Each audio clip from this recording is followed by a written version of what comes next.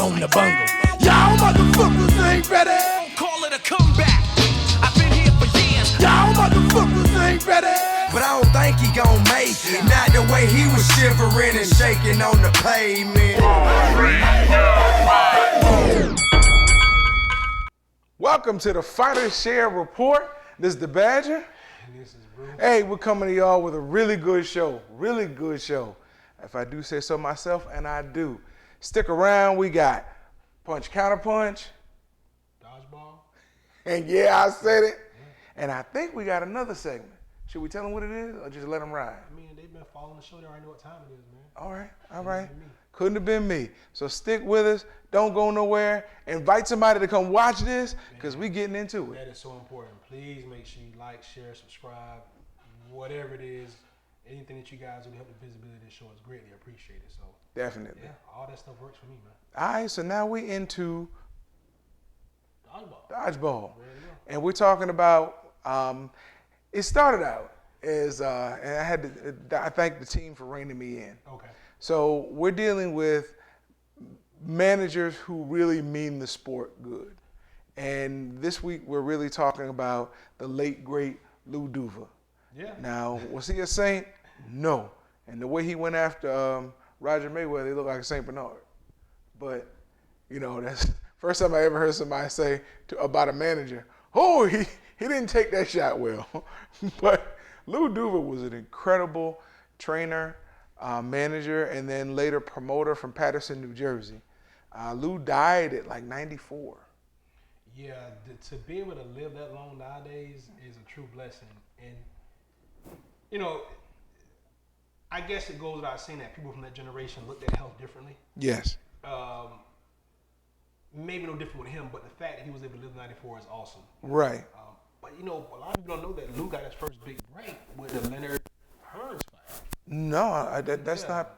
That was what I mean by big break. I mean as far as his promotional company. Mm-hmm. That was the first real breakthrough for at that time main event promotions. They got their first breakthrough winning that promotional bid for Ray Leonard, Tommy Hearns, which was I think Ray Leonard had a WBC and Tommy Hearns had a WBA at the time back in the '80s. So man, that's kind of where he got his catalyst to kind of take off with the promotional brand. He was born in 1922, started that company in well, he didn't start it, but his daughter Kathy and daughter-in-law Kathy and son Dan Duva started in '78, I think it was. And they ran it together until Dan passed. And then Dino, the younger son, stepped in to help out until he started Duva Boxing. Right. But yeah, that was a big to do to land that fight. Cause y'all don't, this generation doesn't know. Right. But back then, you went to an arena or a movie theater to watch closed circuit boxing. It wasn't pay-per-view at your house. It was a lot different then. And I guess to put it into context of what we want to see today, that would be the equivalent to Bud Crawford against Earl Spence. Ray Leonard Hearns, as far as the two best welterweights at the time, everybody regarded as 1 and 2. Yeah. And that's kind of how we are with the whole Spence. So just to bring it from my younger generation, my younger audience, if you could compare, that would be that type of fight of that magnitude. And you didn't have the ability to watch it at home. You had to pay money and go somewhere. Oh yeah. I mean, it had to be like a big sports bar. But a lot of people went to, like in Maryland, people would actually go to the Baltimore Civic Center to watch fights coming out of Philly, or they would go to a certain movie theater. Oh yeah. It was amazing back then. You would get dressed up like you were actually gonna be sitting at the fight. Yeah. It just, you didn't end up with blood and sweat on your clothes when you left. Yeah. So I guess it worked out better. And like you say, a lot of people have known Lou Duva for what he's done in the sports, what he's been promoted. But man, his two biggest moments in the ring did not come from his own career. No. Which was a modest 5-7-1.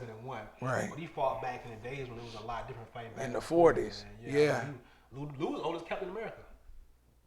He was. Yeah, him and Cap. Yeah. Right about the same time. He should have gotten some radiation because he ain't had a hands Cap had. The super soldier serum, But he did say he could do this all day. Yeah, but Lou jumped in the ring for his fighters, man. He got beat up, but he did it, man. Roger Mayweather. Yeah. You know, the great Black Mamba put the beats on Lou. And then we also know that when he was managing or training rather Galata, and Galata fought Riddick Bowe, and Lou had the heart attack.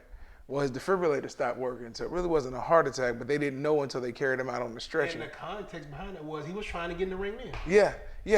Yeah. So Lou was, I don't know, I think the word should be stronger than feisty. Yeah, but nonetheless a great man in boxing. And we just want to take a few minutes of our show to just, flash back to him and his legacy and talk about all the great things he did. Listen, some of the fighters he had, bro. I mean, I won't go down the whole list, but we remember Sweet Pea Pernell Whitaker. He had Michael Moore for a while, Charles Gotti, Mildred Taylor, Mark Brilliant. These are all Olympians. Yeah, he had pretty much the whole 84 Olympic team. Lennox Lewis. I'm just going through them, skipping some people. Bobby Ches, who became a commentator. Livingston Bramble. Johnny Bumpus. Tony Tucker, who was a heavyweight champion. Mike Tyson dethroned him. Vinny Pazienza, that's where he got beaten up by Roger. Darren Van Horn, John Molina.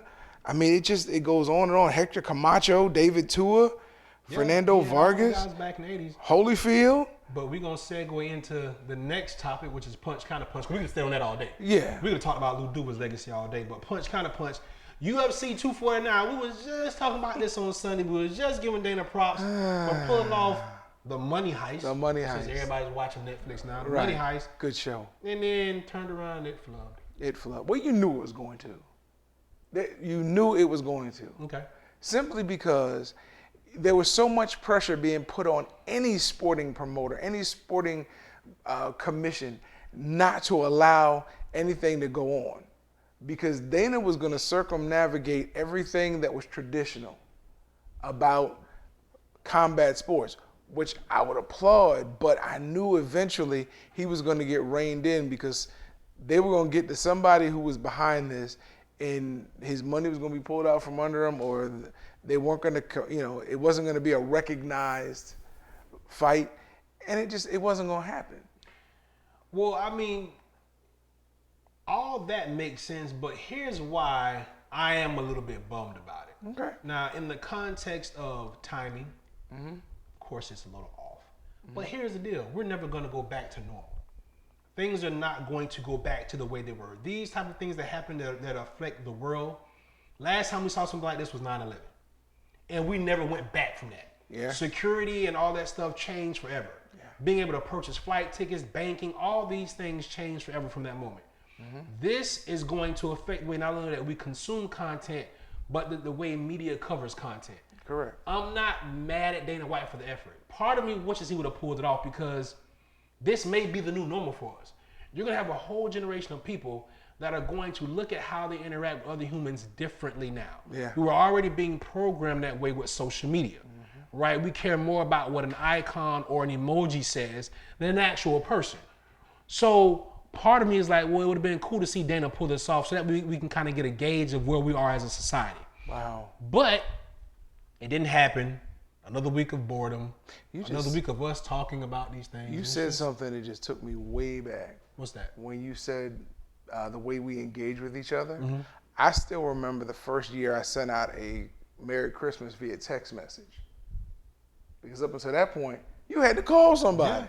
Or you sent them a postcard in the mail. You sent them a postcard in the mail. Yeah. So when I said that, I remember somebody responded and said, man, how did we get to the point where we're not calling each other? Yep. We're sending text messages. Yep. Well, a couple years ago, I got a text message from the same person saying Merry Christmas, and I just responded the way they responded to me. Yeah, it brings everything full circle. Yeah, it does.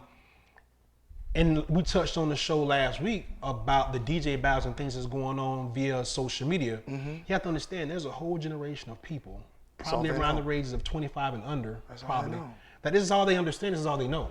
So for people that are a little older than that, it comes as somewhat of a shock, but you have to be able to adjust and roll with the punches. I would have liked to see Dana pull this off only because, like I said, it would give us a litmus test as to where we're going to move forward as a society and as an entertainment entity of fighting, how we proceed and how we're going to move forward with this. But again, timing is wrong. People's health always needs to set a precedent and come first in these situations. Don't really understand the particulars of how the governor of California and the other bodies got together and decided they weren't going to do this. But Dana was all in. He thought it was going to really happen. So I'm interested to see what were the intricate details that really sank this battleship. If we ever find out. Well, I mean, I'm sure it's going to come out because at this point, somebody's going to have to do it. Even when these sanctions and these things get lifted, we're going to have to try to trend towards that. So, we're going to see where it takes us. I would be interested to see how that works. Me too. I'm glad health-wise it didn't happen. Unless you're able to do one of those quick turnaround tests, it's not just the fighters that are bleeding on each other that put their lives at risk, but it's the people who are in the corner, the cut person, the trainer. The judges ringside that are sitting right there. The judges ringside, the referee, the announcer, because they sit right there. I mean, all these people there. And then you need EMTs to be there because people get hurt for real. Everybody who enters in the ring is going to hurt some part of their body. Their knuckles, their feet, something. So a lot of people were saying, well, you're taking away from people who could be helping at the hospital. Typically, your EMTs aren't at the hospital. Hey, we can go on about that too, but now we're going to move into I said it. Yeah, what we got this week? Listen. Women are so devalued in professional boxing. It is ridiculous. Listen, much as I give Dana White crap, at least when they have UFC events, you see women on the card. That's why women in the UFC without titles become names. People know about them. They're trending on social media. Some of them are household names, some of them aren't, but at least they get the exposure. Now, when you look at boxing, how many women can you name who are current champions besides Clarissa Shields? I mean, unless you are a true boxing fan, you probably couldn't name very many. Did you know there's 17 weight classes in the women's division? You did, but I'm talking about most people. There's a heavyweight division where nobody holds a title. I know some big girls that can get in the ring, but nobody holds the title. They need to stop twerking. Get in there and start working. The light heavyweight, we got one champion. Both. They can do both. Righteousness meets ratchetness. They can do both. Easy. Continue on. And this is your moral advisor. Well, so when you look at the light heavyweights, you got one champion. And then going down, but you got a lot of vacant spots throughout the divisions. But the reason why, after talking to a few of them, they don't get paid. They're not getting exposure. They're not getting on these cards. They're not. I mean, Clarissa is an anomaly. Clarissa is an anomaly in the sense that she's very boisterous about her accomplishments. She has accomplished more than, well, probably the most out of all women fighters. But let's be clear, there's an element of her game that doesn't translate into the casual fan. Now, here's my issue. You are 100% correct, right? The UFC figured it out.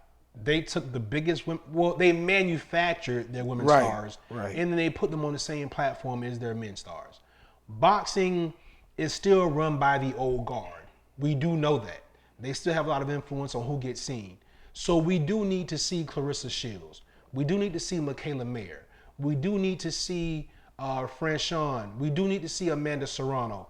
We do need to see Katie Taylor. We do need to see these young ladies on the undercards of major fights. The only problem is, who wants to see it?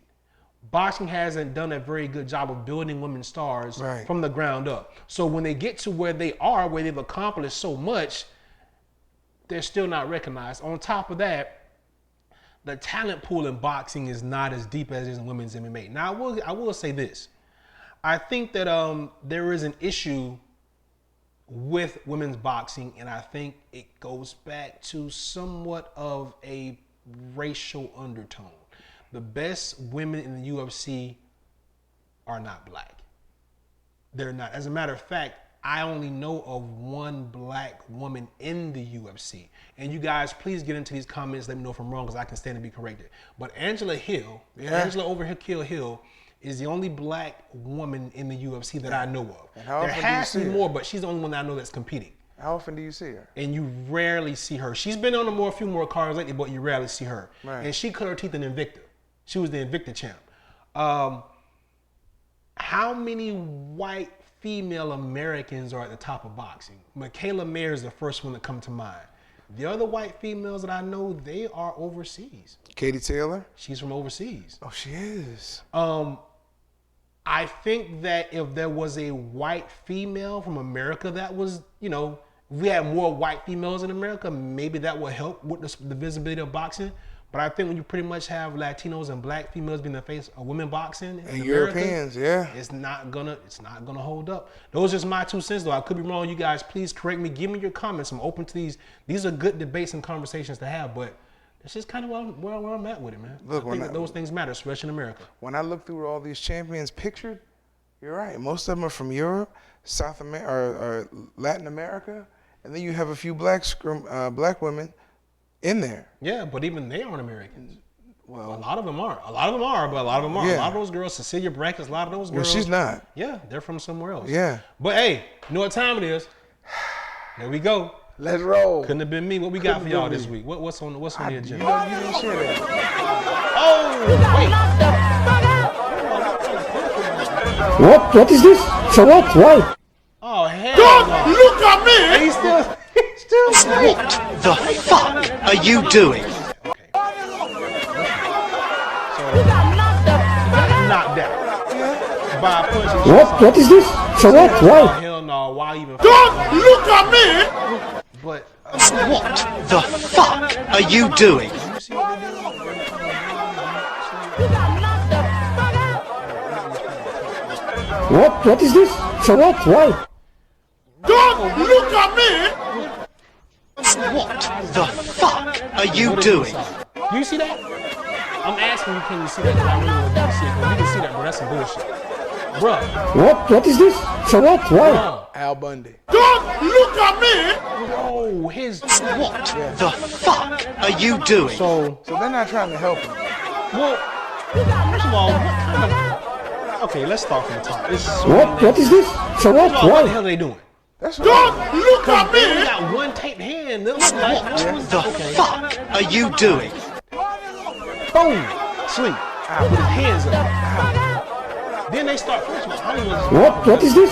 For what? Why? But then, No, it's not. Don't look at me! What is it? Is he touched? Is What the fuck are you doing? I had nothing to do with this. What is this? For what? Running Why? out of words. Don't Yeah, look at What me! I want to say, I don't want to say. Let him say it. The fuck are you doing? But what the fuck are you guys doing? Like, what? What is this? For what? Why? Hey. Don't look at me!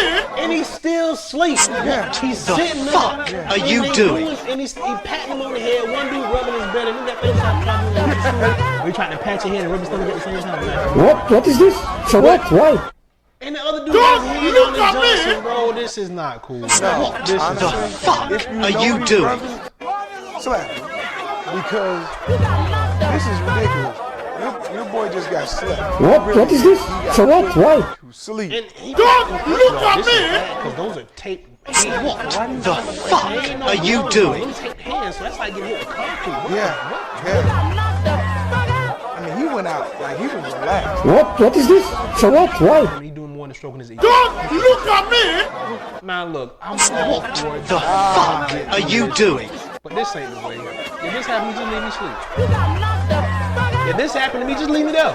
Leave me there until I come What to is my this? own, 'cause that's For some what? bullshit. Why? Because if I wake up and I see Don't this look screaming, at And me! you did this to me, I'm bro. coming back for you. Yeah, I only want you to stroke me. I got Are you doing? You just stroke me? right? Did you just stroke me in front of the whole world? Right. This is not porn. What is this? For what? Why? Don't look at And he's me! still, and to be fair, The fuck are you doing? He's still asleep. We can't be showing Not these that if anymore. that matters, because We can't I show don't this know. anymore. What is this? For what? Why? She got all bothered when she said Don't look at I me! don't understand what's happening right now. What the fuck are you doing? you understand exactly what's happening. Well, Buddy did walk off smooth on his ass. Though. I just stepped. He's good. What is this? For what? All Why? right, I'm done. He didn't Don't say look at me! Buddy's out. right. Yeah. What the fuck are you doing? And he, That's ridiculous. No matter how you look at it, this that's is ridiculous. bad. What is this? For what? Why? This is bad for us as black. Don't look at me! Couldn't have been. What the fuck are you doing? Could not have been. None of this could have been. The only thing I like is that What is this? For what? Why? expert, but I just don't. Don't look at me! I ain't signed up to fight with Tate Reeves. What the fuck are you doing? I don't know how long they've been fighting. Does that Tate was wet? That's like getting hit with this concrete slab, bro. That ain't cool. What is this? For what? He went Why? out like he got hit with a concrete. Don't look at me! I'm trying to tilt my head. What the fuck are you doing? Angle do you need? Listen, whoever sent this video, thank you. What is this? For what? Why? Thank you. Because Don't look at me! this is horrible. His children. What His- the no, they fuck don't see it. are you doing? Next time he in the bed and something ain't working right, she gonna be like, hey, Moving right along. What is this? I've never been so ready to get to the wrap up. Yes. That bothered me. Soon as I saw it the first time, I was ready to move on. I was. I really was. I was. I'd like to thank Britt's family for sending that in. We don't need. We gotta relax. What? I gotta give attribution. Her family, bro. We don't know who sent that video. We gotta check the email to see who that was. Oh, my bad, And for you Britt. to put that on her is just. I'm sorry. I take it back. You're not sorry. I am. You've been trying your best to incorporate Because she's into every episode. she is a celebrity She in the doesn't making. want to be found out. Oh, I didn't know that. She said it like 50 times. She didn't say it to me. I got a vision problem. So, hey, shout out to the Duva family for keeping the legacy going. Hey, main event still doing Main their event thing. still doing their thing. Duva boxing. Dino Duva still doing this thing. Kathy I Duva. mean, she took a lot of heat for Sergey Kovalev. She took a lot of heat for him because of the excuses he made after that loss to Andre Ward, and she was right there with him. And then, also that Sergey's been doing outside of boxing don't look too favorably upon him, and she's always been there for him. So you gotta take the good with the bad. But for the sake of what they've done for the sport of boxing, kudos to the Duva family. Correct. Definitely. Punch, counter punch. Hey, I like that. The UFC. I mean, look, I'm good either way with it. I wanted to see it happen. Yeah, I think we all kind of mean, 'cause did. I Just just for wanna a see sense of something. normalcy, just to kind of, and like I Right. said, it's a litmus test to see where we are as a society, Exactly. and the way people are taking or absorbing content, fight-related content, to see where that would have went. We saw WrestleMania do it to a lot of success. They actually broke their stream down over 2 days and doubled up. Yeah. They doubled up. I just didn't like how they did it, but yeah. They doubled up. They made the Either money. way, you can't be mad. They doubled up. They You made can't the be mad money. about that. And hey, couldn't have been me. Keep them coming, but no pun intended with that one. Yeah. Oh. Did you have to go there, bro? Oh, you went there. You kept talking about how you said stroking that man like 10 times, bro. I did. I'm ashamed. It's I'm like- actually ashamed. Don't be ashamed. It's just as bad as you with the shirtless bear. I mean, okay, so I see where we're going here. So this is going to be a part of an ongoing thing where we just take shots. Because you, Wait a minute. You take shots at me from jump. like what? What did I do? It's always, can you see that? I knew you can't. But Oh, everybody knows you have a vision problem. People didn't even see the shirtless bear video. and if You they keep bringing don't, it up. now they do, right? Okay, so Bro, you're not even looking at the camera. I am looking at the camera. Really? I guess you are. Now. Oh my goodness. That's just so I'm just saying, bro. that's cold, bro. Anyways, We've changed the format of the show. In case y'all haven't noticed, we're going to compartmentalize this thing. We're going to squeeze it down because, everybody don't have 40 minutes to give us. We're Right. not worth your 40 minutes. yes, we are, but we're worth more of 25. And I mean, we'll take that, 25. Yes.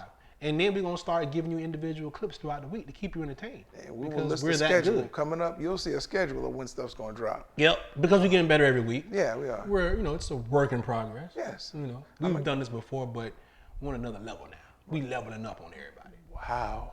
That's what we do. Wow. I mean, we're not your average, We got to work on your confidence. and we're better than most or all. We just need the viewership to prove it. It's coming. Hopefully. All right.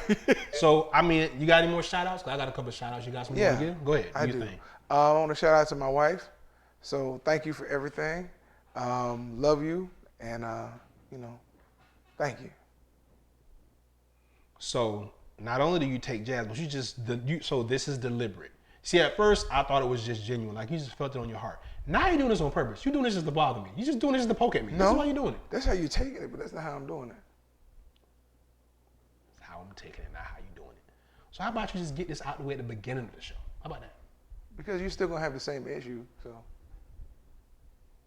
do you have any shout outs you want to give somebody like And Jomo? I wonder how I deal with this, you guys. Yes, I do have some shout outs, by the way. Shout out to Jomo. Shout out to Jomo, the mascot, that you Thank guys will probably never see. But What? because he insisted, Shout out to Jomo. Also, High Point Gamer Derek Watt for esports here in the area. If you want to know anything about esports, you're trying to get into the business, you got to go see the Wizard. Yes. Go see D-Dub. That's our guy, High Point Gamer. All the participants in the local rap battle that QC has been doing on Instagram for all local rappers in Tampa. Shout out to everybody that's been competing. Hey, championship coming soon for that. All the social media psychologists, medical professionals, economists, and YouTube scholars, thank you for all the bullshit you've been spewing. We don't care about that. You don't know what you're talking about anyway. All the young children that have driven their parents crazy, continue on. And yeah, Dr. Jerome Adams, the Surgeon General, for saying mama, pop, big mama, and all the other bullshit he said. We are out of here until the next time. Fighter Chef. We love y'all. Peace. We out.